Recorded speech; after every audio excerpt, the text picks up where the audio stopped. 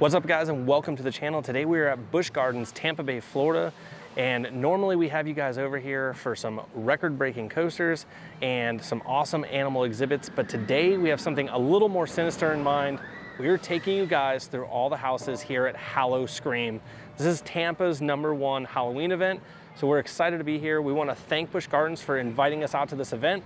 We can't wait to show you everything inside this park and all the amazing things that are about to happen tonight. We've got 5 houses, 6 scare zones, 3 different shows to show you guys, all kinds of different themed bars. It's going to be an amazing night, and we're glad you guys decided to come with us. So let's hop inside and go have some fun. Due to the graphic nature of this event and the presence of strong flashing lights, viewer discretion is advised.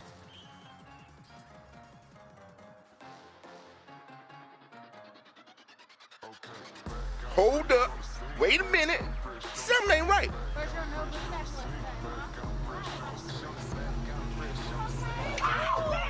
Get out, Nikki.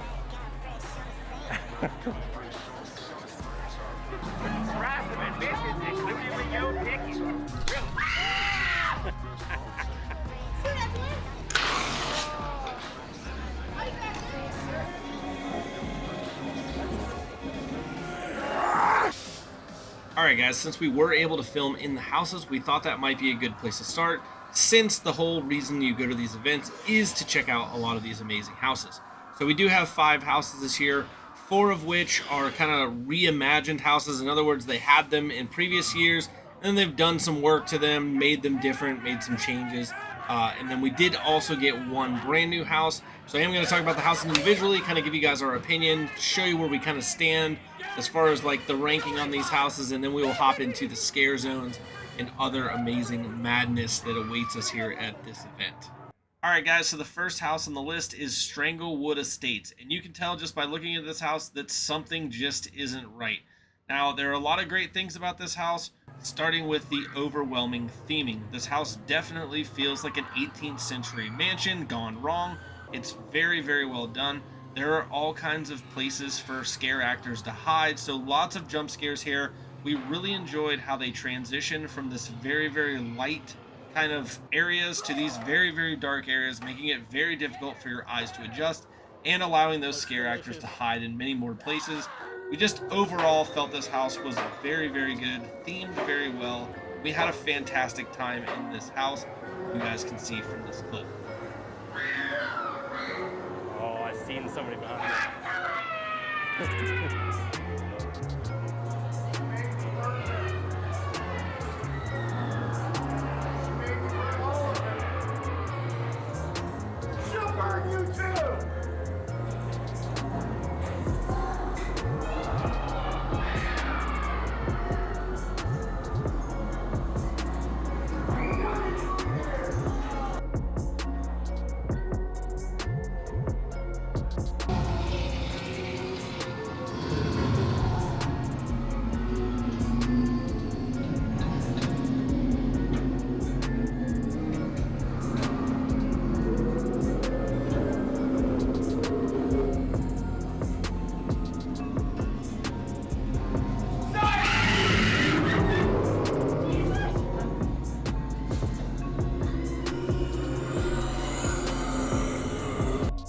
Alright, so next up is D.H. Bagham's Circus of Fear.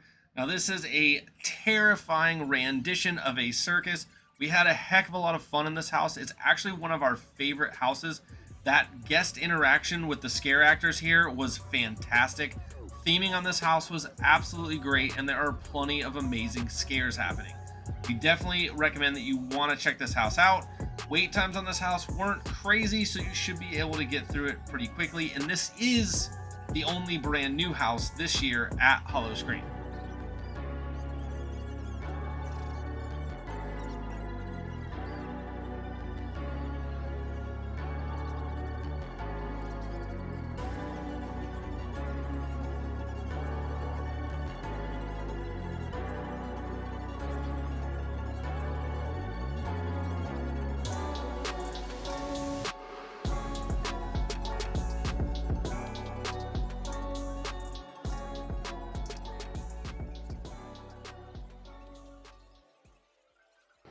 All right, so next up we have the Residence Home for the Holidays. Now this house is a returning favorite, meaning that they had this house previously. It was loved so much that they actually brought it back for people to enjoy again this year. Now, after watching this walkthrough, you'll probably understand why this house was a fan favorite and Busch Gardens decided to bring it back. So with all that popularity comes a little bit of a price, and that is in the form of wait times. So on opening weekend, we did see slightly higher than average wait times for this house, hovering right around an hour. So if you want to hit this house, make sure you try to do it early before the wait times get out of control.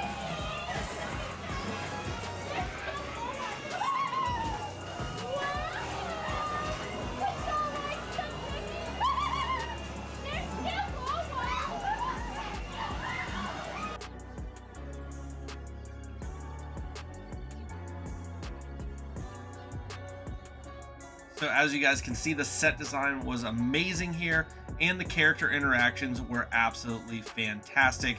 And it's clear to see why this house was one of the top houses last year, making it a great addition to this year's Howl-o-Scream event.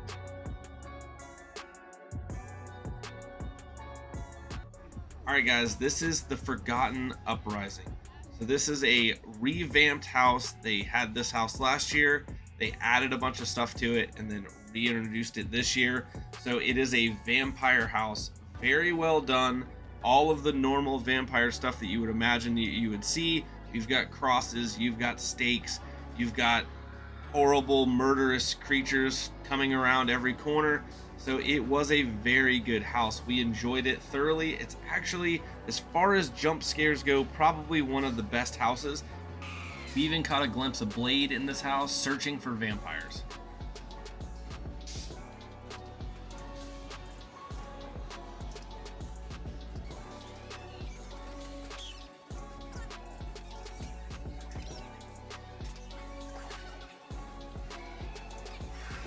Alright, so last but certainly not least is Witch of the Woods. Now, as the title suggests, a lot of this does take place in the woods. Now, Busch Gardens took this opportunity to hide a bunch of people in the woods in ghillie suits, making them almost impossible to see. So terror lurks around every corner in this house. We'll also notice that as far as the houses go, this is one of the more dark houses, making it very difficult to navigate the hallways. We also found scares happening here that we don't see everywhere, like these people swinging at you from the bungee cords. Now, just remember, here at Busch Gardens and SeaWorld, just because you make it out of a house does not mean that you're necessarily safe. I know, I was using him as my guide, and he just disappeared. No, he was out. Really? Oh! Nice. Alright, so before we tell you what house we thought was the best, I did want to talk about these amazing scare zones. Now, there are 6 of them, and most of them were very, very good. So I want to talk about our favorite first, which was Sin City Zombies. We thought this whole place was themed very well. It has a very Las Vegas vibe to it. And then the scare actors in this area were absolutely amazing. Chasing people around, their makeup and effects were absolutely great. Just really enjoyed Sin City Zombies. This is a must-see. If you're here and you missed the scare zone, you've really missed out. It's fantastic. Now, next up on the list is Raven's Mill. Where's your Nobu necklace then, huh?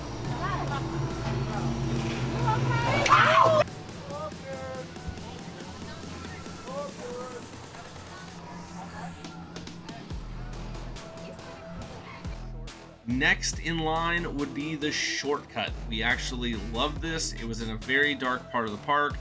Lots of fog effects here, making it very difficult to see those scare actors. You're also going to find some people with shovels here, making huge sparks on the ground, obviously lots of noise. So that was a pretty awesome scare zone for us. We have Beyond the Veil. So this one was a little bit weird. It's kind of like Aliens meets like Trolls almost. It just had this like kind of a weird feel, but it is in a really good part of the park. So then we have the Junkyard. Now this feels a lot more like a house than it does a scare zone. The walkthrough is going to be riddled with all kinds of memorabilia from houses of the past. So we found all kinds of signage and different decorations from previous houses. So let me know what you guys thought. How many different house like nods did you guys find in this scare zone? Let us know down in the comments how many you guys found.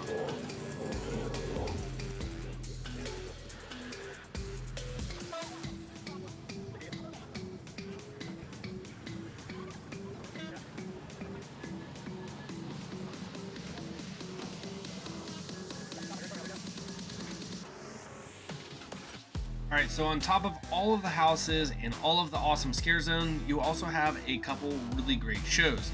So you're gonna have the Rolling Bones, which is actually what you guys are watching right now. These guys are insanely awesome. We love seeing them every year. They are located at the Dragonfire Grill, so if you're looking to sit down and get a little bite to eat while watching them, it's a great opportunity to do so. So then you also have Cirque X Scream. Now this is kind of like a Circus Olay show. It's pretty great, although the theater is fairly small and it fills up very quickly, and they didn't have a lot of show time, so you definitely want to hit that one early if you do want to see it. Now the main event show was Rock the Grave, and it's kind of like this rock show with some pyrotechnics and stuff. To be honest with you, it was just okay for us. I didn't think it was great, and I really wish they would have brought back Fiends again this year, because I always think that show is fantastic and I look forward to it every year. If you guys feel the same way, let me know down in the comments. And then last but not least, and they're calling this a show, but it's, well, I guess it is kind of a show. It's kind of fun to watch. Scare-E-Okie. So basically this is, you can hop up on stage and sing your favorite song right there located in Gwazi Plaza. We didn't do this because I will totally make a fool out of myself. But if you feel confident enough to hop up on stage and sing, you can definitely do that here at Busch Gardens, which actually I thought was a pretty cool addition to this year. It really gets the guest interaction up, which is something that they're just not doing at the other parks. Now, if you're not looking to sing, but you still want to make a fool out of yourself, you can come over to one of the many themed bars that they have, like this one, get a drink, and hop on the dance floor. They will also have some dancers here, just kind of dancing and mixing it up. So if you're looking for that and you just want a fun party vibe, you definitely want to check out some of these awesome themed bars that they have. Alright guys, so while I'm showing you guys some of the awesome merch they had this year, I did want to talk about a few things. So first of all, pricing with the event. Pricing for a single day for Howl-O-Scream is right around $48 depending on the day. Obviously they have discounts and such. They also have like an annual type pass which you can get, which is around $144. Or you could do what we think is the best deal in the whole house, which is going to be the SeaWorld and Busch Gardens Howl-O-Scream annual pass for like $178. I'll actually put the prices up here on the screen so you can see that. So by going with that SeaWorld and Busch Garden Unlimited Pass, you're going to have access to 10 houses, 12 scare zones, 7 shows, 5 amazingly themed bars, and 12 amazing rides, some of which are world record rides. So you won't find roller coasters like this at any of the other parks. If you're looking for rides, especially if you want to ride some of these amazing roller coasters at night, just that alone is worth the price. So definitely check that out. If you're willing to split your Halloween up into 2 different trips, I definitely think this is the way to go. By having both parks, you get access to a lot more than you will see at any of the other parks. You're going to see that for a lot less money. Speaking of a lot less money, if you're an annual pass to either SeaWorld or Busch Gardens, make sure that you guys are checking your perks. Now, we went over for opening night to Howl-O-Scream here in Tampa. We actually had free tickets to the event because we were Platinum Pass holders. We had $30 in Busch Bucks, which we were able to spend on some amazing Howl-O-Scream merchandise. And we also got 5 drinks at one of the bars. So we got a bunch of free stuff just for checking on our perks that they give us just for being an annual pass holder. So if you are an annual pass holder, make sure you guys check into that. And if you're not an annual pass holder, I would definitely consider it. I think Busch Gardens and SeaWorld take care of their annual pass holders better than any other park out there. Now, as far as the event goes, for us, the best house has to be Stranglewood. So the reason why we picked this house for the best house was because it had overall really good scares, amazing theming, and the house was just so well put together. Now, all of the other houses were fantastic, but there can only be one winner, and for us, like I said, that was Stranglewood. We enjoyed all the scare zones. Like I said, all the merch was fantastic. I think overall this is a great event. I don't think if you're trying to directly compare this to Halloween Horror Nights that you can really do so. It is a much smaller event. Now, being that it is smaller, you do get a little bit less, so there's only 5 houses as compared to 10, but you're not going to be waiting in absurdly long lines, and your wallet is going to take much less of a hit. Being that Halloween Horror Nights was absolutely crazy money this year, we spent around $550 just to go over to Halloween Horror Nights for one night. So when you take into consideration that you can go to this event for around $49, it's a really good deal for what you get. So if you're looking for a really amazing Halloween event that you can go and have fun on and not break the bank, definitely consider hitting up Howl-o-Scream. We always have a great time when we go to this event, and we really enjoy it due to the less crowds, and just the overall vibe of the event is a lot less hectic than when we go over to Halloween Horror Nights. If you guys enjoyed this video and you got some fun out of it, definitely smash that like button for us, guys, and please consider subscribing.